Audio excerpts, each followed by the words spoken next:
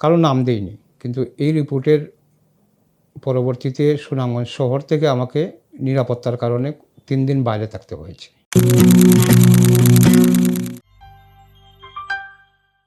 আমার প্রতিটা রিপোর্টের সাথে যোগাযোগ এবং এই পিছন ফিরে দেখা এগুলা কিন্তু ধারাবাহিকভাবে এখনও আছে।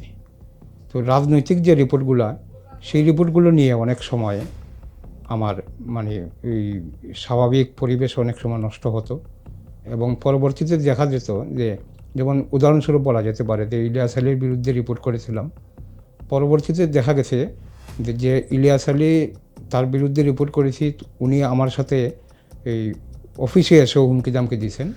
সেই ইলিয়াস আলী যখন জনগণের পক্ষে আন্দোলনে নেমেছেন তখন সবচেয়ে বেশি প্রশংসা আমারই করেছেন। তো এইভাবে বন্ধু শত্রু, শত্রু বন্ধু ওইভাবেই চলছি, এখনও ওইভাবেই আছি।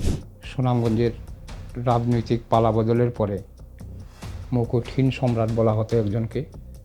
তো আমি ওই সাধারণের বাসা যেহেতু আমি নির্ভর করি এবং তাদের প্রতি যেহেতু আস্থা, এরকম একটি রিপোর্ট করেছিলাম সুনামগঞ্জে মুকুটহীন সম্রাট।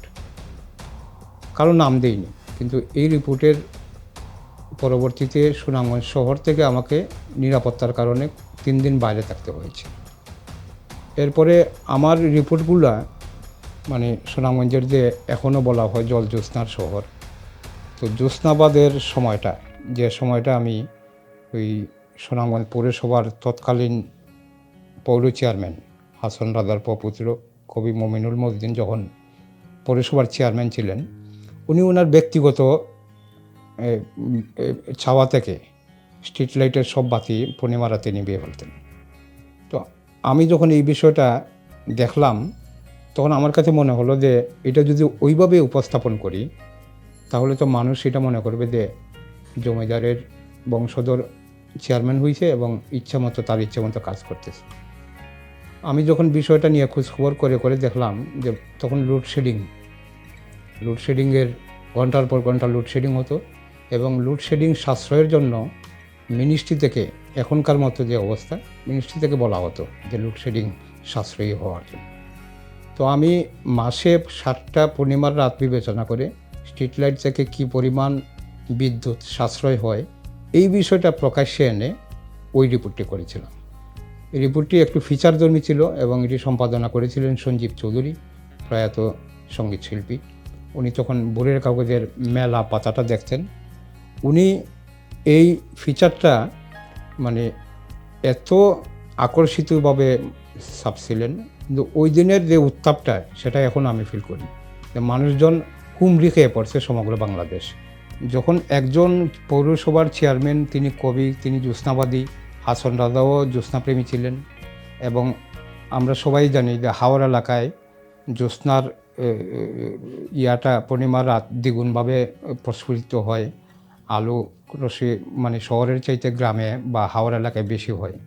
তো আমি সেটাকে মানে এই স্ট্রিট লাইট বন্ধ করার পরে জাতীয়ভাবে ন্যাশনালি যে লাভ হচ্ছে এই বিষয়টা কিন্তু ফোকাস করতে গিয়ে লোডশেডিং বিষয়টা এনেছি এবং পরবর্তীতে তৎকালীন ক্যাবিনেট মন্ত্রী উনি স্থানীয় সরকার বিভাগের বৈঠকে আনুষ্ঠানিকভাবে পত্র লিখে পৌরসভা চেয়ারম্যানকে অভিনন্দিত করেছেন এবং বলেছেন যে সুনামগঞ্জ শহরের মতো যদি বাংলাদেশে অন্যান্য শহর থাকে তো সব শহরে পূর্ণিমা রাতে এইভাবে জ্যোৎস্না উপভোগ করা, পাশাপাশি বিদ্যুৎ সাশ্রয়ী হওয়া।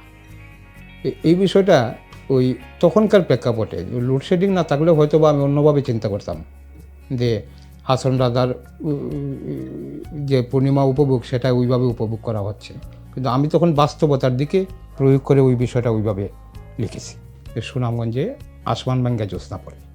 তো এই শুরুর এই কাহিনিটা এখনও কিন্তু আমি বয়ে বেড়াচ্ছি। আমি সর্বশেষ যে বইটা করেছি মৌজ মদে মৌজ, সেখানে কিন্তু পুরা বিষয়টা রয়েছে। আর আমার সাংবাদিকতার শুরু এবং শেষ, এটা কিন্তু শেষ বলতে কিছু নাই। যেমন আমি আমার প্রথম যে ছবিটি দিয়েছিলাম সেটা হচ্ছে বার্কি নৌকা, প্রায় 27 বছর আগে। বার্কি নৌকা এর ভিতরে আমি অসংখ্য রিপোর্ট করেছি বার্কি শ্রমিক, বার্কি নৌকা নিয়ে। এখন একটি বইও করেছি যে বার্কি নৌকাটা কীভাবে উদ্ভাবন হলো। কয়েকদিন আগে আমারই একজন নেতৃস্থানীয় ব্যক্তি, উনি বললেন যে পৃথিবীতে ওই একটা জিনিসই রয়েছে, সব কিছুর মধ্যে যন্ত্র স্থাপিত হয়েছে, ওই বার্কি নৌকাটা যন্ত্রবিহীন অবস্থায় আছে।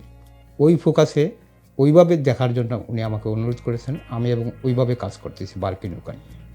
এ হচ্ছে আমার সাংবাদিকতার জার্নি, কোনোটা শেষ নেই, শুরু আছে।